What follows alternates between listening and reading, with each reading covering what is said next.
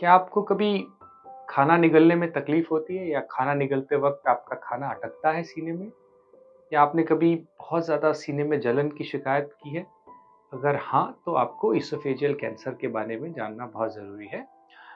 In this video we gonna discuss about कि oesophagus का cancer क्या होता है, क्यों बनता है, उसके रिस्क फैक्टर्स क्या होते हैं, कैसे स्प्रेड करता है, क्या उसके ट्रीटमेंट प्रोसेसेस हैं और क्या हम इसोफेजियल कैंसर को क्योर कर सकते हैं कि नहीं। मैं हूं doctor Asit Arora. I am GI and HPB onco surgeon in max super speciality hospital Saket new Delhi.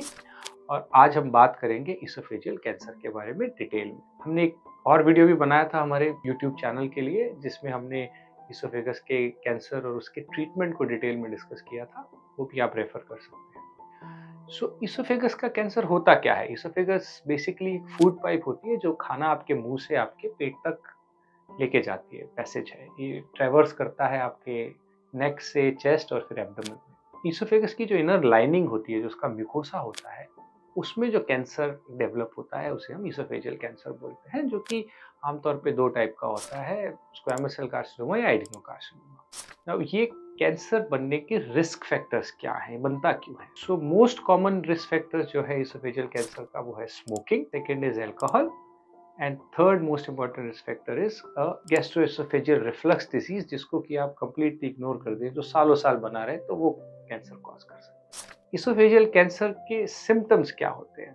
देखिए, क्योंकि एक ये नैरो पैसेज है, इसमें कोई भी ग्रोथ होगी या गांठ बनेगी, सबसे पहला सिम्टम ये आएगा कि आपको खाना निगलने में अटकन होगी। शुरुआत में ये आप कोई भी हार्ड फूड लेंगे, फॉर एग्जांपल सैलेड्स लेंगे या रोटी लेंगे, तो वो अटक सकती है। और जैसे जैसे ये कैंसर ग्रो करता है, ये आपकी अटकन भी बढ़ती चली जाएगी।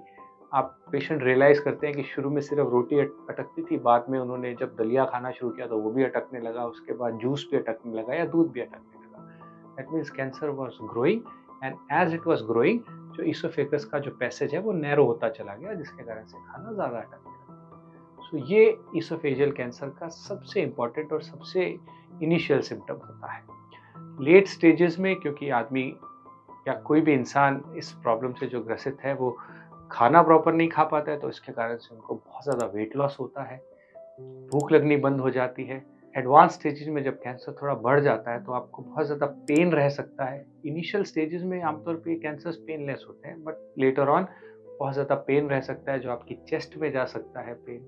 कई बार आपको उल्टी हो सकती है, जिसमें ब्लड हो सकता है, या ट्यूमर जब ब्लीड करता है तो आपके ब्लड, आपके जो स्टूल का कलर है वो ब्लैक हो सकता है। सो ये सब सिम्टम्स हैं जो आपको आगाह कर देंगे कि हाँ भैया, ये इसोफेजियल कैंसर हो सकता है। So if you have any of these symptoms, be very very careful and seek a medical advice immediately. Oesophagus cancer का डायग्नोसिस कैसे होता है? डायग्नोसिस बहुत सिंपल है। हम एक एंडोस्कोपी करते हैं, जिससे एक एंडोस्कोप कैमरा जिसके मुंह पे लगा होता है उसको अंदर डालते हैं, वहाँ से इसोफेगस को, इनर लाइनिंग को देखते हैं, वहाँ से अगर कहीं पे कोई ग्रोथ दिखती है तो उसकी बायोप्सी लेते हैं, and you confirm it as a oesophagus cancer. उसके बाद बारी आती है स्टेजिंग की, जिससे हमें पेट स्कैन या CT स्कैन से किया जाता है, and then comes the part of treatment. Now बहुत से लोग ये सवाल पूछते हैं कि क्या इसोफेजियल कैंसर को क्योर किया जा सकता है कि नहीं।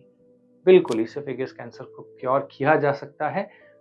मोस्ट इंपॉर्टेंट पार्ट जो है वो ये है कि 1, we should detect it at the earliest possible stage. तो अगर आप अपने सिम्टम्स के प्रति जागरूक हैं, अगर आप जल्दी डॉक्टर के पास पहुंच जाते हैं, तो वो आपको बहुत जल्दी डिटेक्ट कर लेता है और डायग्नोस करके आपका ट्रीटमेंट जल्दी स्टार्ट कर सकता है, तो आपके क्योर रेट्स के चांसेस बहुत ज़्यादा बढ़ जाते हैं, बनिस्बत इसके कि आप बिल्कुल लास्ट स्टेज में पहुंचे, आपका इसोफेगस का कैंसर इसोफेगस के से निकल के आसपास के लिम्फ नोड्स तक स्प्रेड हो गया, या अनफॉर्चुनेट केसेस में अगर वो बॉडी के बाकी पार्ट्स में चला गया, फॉर एग्जांपल लिवर में या बोन्स में या लंग्स में। सो स्टेज 4 कैंसर को क्योर करना बहुत बहुत मुश्किल होता है। लेकिन अगर आप अर्ली स्टेज में हैं, स्टेज 1, 2, 3, तो you have a very good chance of achieving a cure.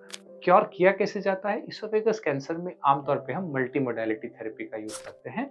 Chemotherapy, radiation से कैंसर को श्रिंक किया जाता है, उसके बाद उसकी सर्जरी की जाती है। और आमतौर पर ये सर्जरीज या तो रोबोटिक पद्धति से होती हैं या लेप्रोस्कोपिक पद्धति से होती है, जिससे कि रिकवरी बहुत फास्ट होती है, बहुत एनहांस्ड होती है, और बहुत अच्छे लॉन्ग टर्म आउटकम हमें मिलते हैं। सो इन अ नटसेल, अगर आपको कोई भी ऐसे सिम्टम्स हैं जो कि इसोफेगस कैंसर की तरफ पॉइंट आउट कर सकते हैं. Don't ignore them.